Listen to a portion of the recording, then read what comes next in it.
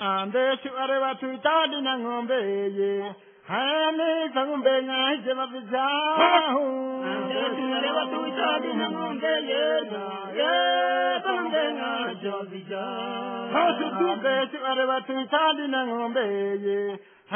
La médecine traditionnelle, dite médecine douce ou naturelle, est principalement basée sur l'utilisation des plantes.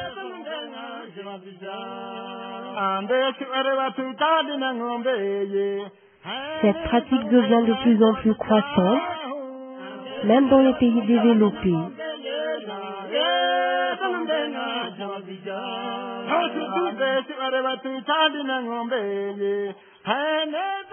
En 2004, l'Organisation mondiale de la santé a estimé à 60 milliards de dollars américains le marché des plantes médicinales.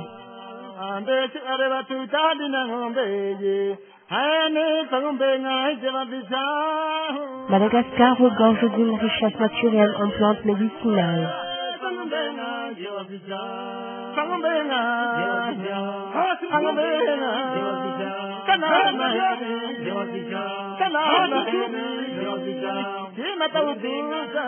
Parmi les 12 espèces de plantes que compte le pays, 2250 sont recensées médicinales.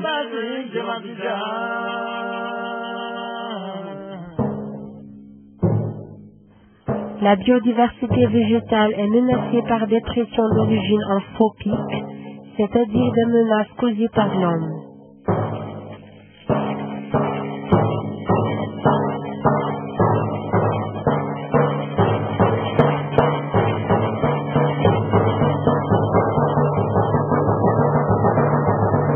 Ces menaces peuvent concerner soit l'ensemble de l'écosystème, conduisant à la dégradation de l'environnement, soit une espèce bien précise, conduisant à la surexploitation de cette espèce. C'est le cas des bois précieux et des plantes médicinales.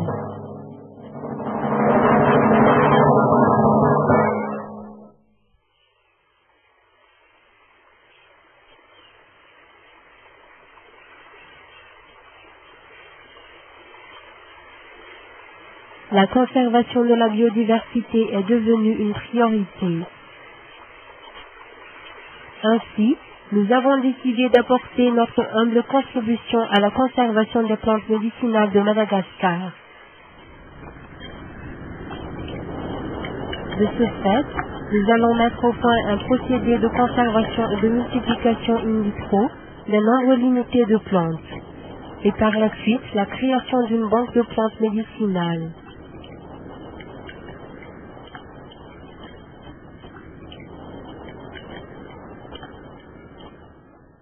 Comme nous ne pouvons pas développer toutes les espèces ici, nous allons prendre deux exemples. Le premier, c'est le Thalapétaque. Connu sous le nom scientifique Centella asiatica, le Thalapétaque est une plante herbacée de la famille des Apiacées. Elle pousse dans les régions chaudes et humides à Madagascar.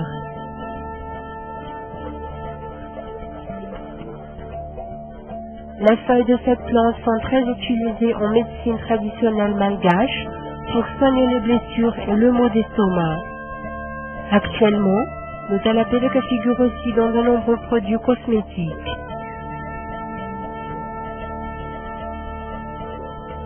Selon le ministère de l'Agriculture, la quantité de cette plante exportée par Madagascar est de 27 tonnes en 2003 et atteint 73 tonnes en 2005. La demande est donc en augmentation permanente. Pour le Thalapétaque, les menaces sont doubles. D'un côté, le risque de surexploitation et d'un autre côté, la conversion des terrains pour l'industrie et l'agriculture.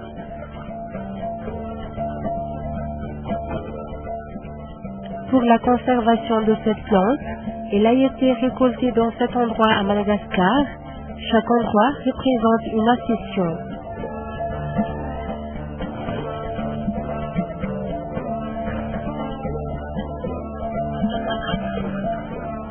Les molécules actives, l'asiaticoside, le madécassoside ainsi que leurs dérivés acides ont été dosés par chromatographie liquide haute performance. Les molécules actives, l'asiaticoside, le madécassoside ainsi que leurs dérivés acides ont été dosés par chromatographique liquide haute performance.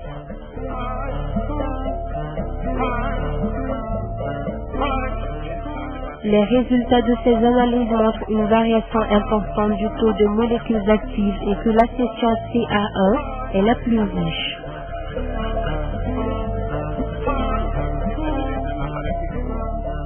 La session CA1 a été sélectionnée pour la mise au point d'une méthode de multiplication in vitro. À ce fin, une partie de la plante appelée explant a été placée dans un milieu artificiel. Une fois dans le tube AIC, nous pouvons ralentir la croissance de la plante et effectuer un répliquage régulier pour la conservation in vitro.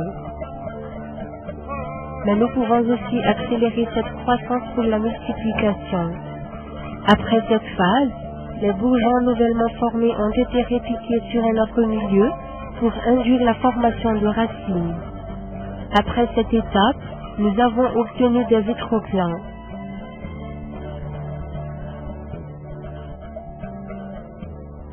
La dernière étape est l'acclimatation, qui consiste à faire sortir les vitroplans vers le milieu extérieur, généralement une serre ou un ombrière.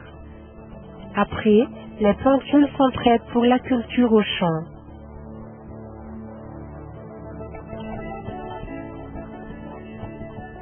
Connu sous le nom scientifique Syzygium cumini, le roach est un grand arbre à multi-usage des endroits humides des régions tropicales. Elle appartient à la famille des myrtacées. Les graines de cette plante sont utilisées depuis longtemps pour le traitement de l'hyperglycémie. Actuellement, une préparation à base de cette plante est disponible pour le traitement du diabète de type 2. Contrairement au thalapétèque, les molécules actives ne sont pas encore clairement identifiées. Par conséquent, nous ne pouvons pas doser ces molécules. En revanche, nous pouvons évaluer l'activité hypoglycémiante de la préparation à la base de graines.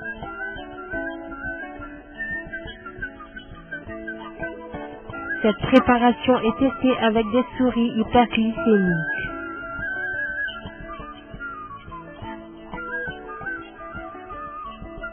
Les résultats obtenus montrent que la préparation diminue d'une manière satisfaisante l'hyperglycémie.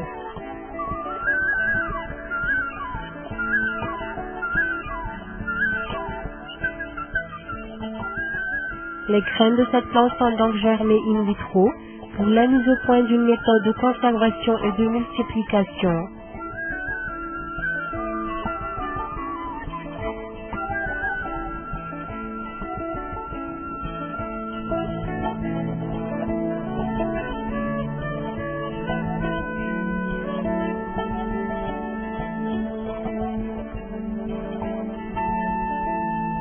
Les vitroplans ont été acclimatés et prêts pour la plantation.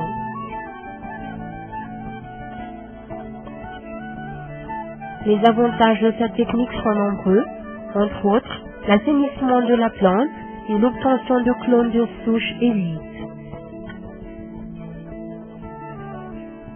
À part le roach et le thalapétèque, une dizaine de plantes médicinales sont actuellement dans notre collection. Le ravinsage, dont l'huile essentielle des feuilles est utilisée contre la toux. Une espèce de baobab, le fruit est une source de vitamines et de calcium pour la population locale, utilisé aussi en cas de diarrhée. Le knilnafut, dont l'huile essentielle a une propriété antiseptique. À part des grands arbres, nous avons aussi dans notre collection des arbustes et des herbacées. Le voie-foot, utilisé comme thé et tisane à Madagascar. Cette plante est active dans le trouble du foie.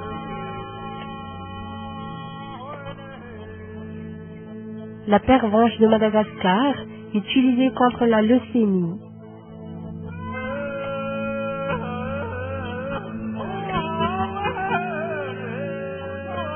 Catharanthus lanceus, une plante anticancéreuse et endémique de Madagascar.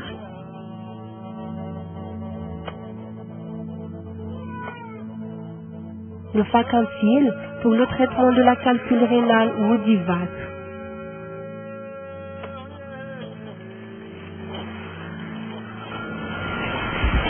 Et finalement, la vanille de Madagascar est un grand producteur, utilisé pour stimuler l'appétit et pour améliorer la sécrétion biliaire. La méthode de multiplication in vitro est aussi établie pour cette plante.